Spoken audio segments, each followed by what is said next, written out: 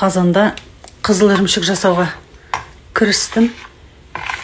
Мына жерде мінекей көріп тұрғандарыңыздай қаймағы алынбаған сиырдың сүті. Сүттің бәрін құйып алдым. Енді қайнау шегіне дейін жеткізіп қыздырамын. Қақпағын жауып қояйық. Оты жанып тұр. Сүт те қайнауға жақын. Сабырып жіберейік. Қаймағы жақсылап араласып кетсін. Сүт қайнау шегіне жетті. Дайын тұрған сары судан құямыз. Бисмиллахиррахманиррахим деп. Сары су бір күн тұрып ашыды.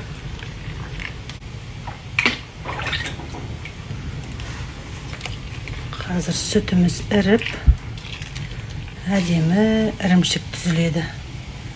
Неке көріп тұрғандарыңыздай сүт іри бастады.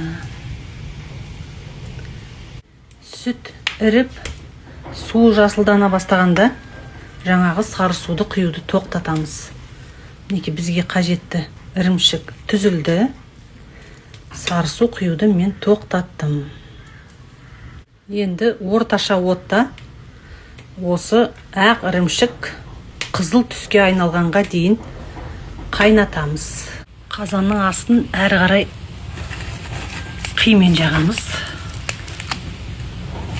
Бұның бір қасиеті қызуы көмір сияқты болады. Егер сары су көп десеңіз, артығын шамалап алуға болады. Кейін қажет болғанда қайтадан қосатын. Сүт өнімі болғандықтан қазанның түбі күйіп кету қаупі болады. Сол себепті астын ара-тұра қозғауды ұмытпаймыз. Осылай неке.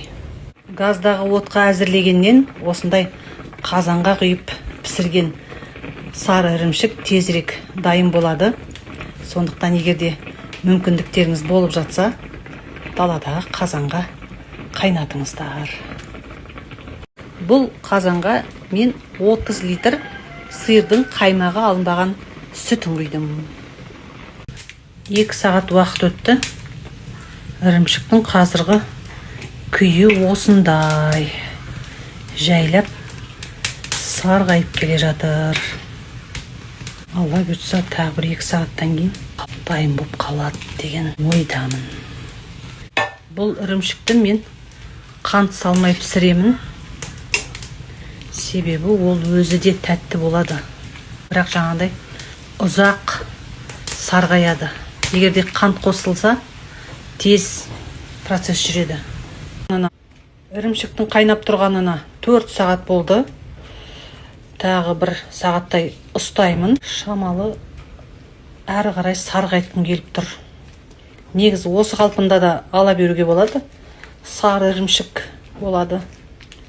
Бірақ менің ойлағаным басқаша. Сәл болса да анық сары болсын. Ірімшік пісіп дайын. Енді сүзіп ала берсем болады.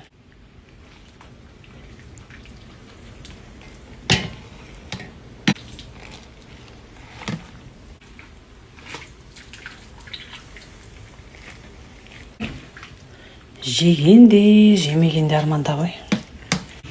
Қант қосылмаған өзінің табиғи дәмімен жаса. Қазанда оның астындағы оттың түтіннің иісі сіңіп піскен дәмге ештеңе жетпейді ғой.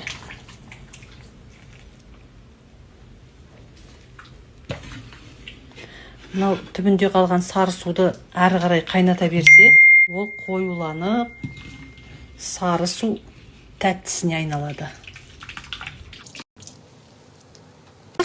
Баяғыда шешем марқұм осындай қызыл ірімшікті жаз бойы пісіретін еді. Қысқа шелек қоспа дайындайтын. Сол кезде осы қазанның түбін қырып жегенді ұнататынбыз. Тәп-тәтті ирис сияқты сондай бір ерекше дәмді болатын түбі. 30 литр сиырдың сүтінен шыққан қызыл ірімшіктің салмағы 3 килограмм 800 грамм шамамен. Осы әдіспен сіздер де жасап көріңіздер. Видео ұнап жатса лайк басып, бір ауыз өздеріңіздің лебіздеріңізді білдіре отырыңыздар.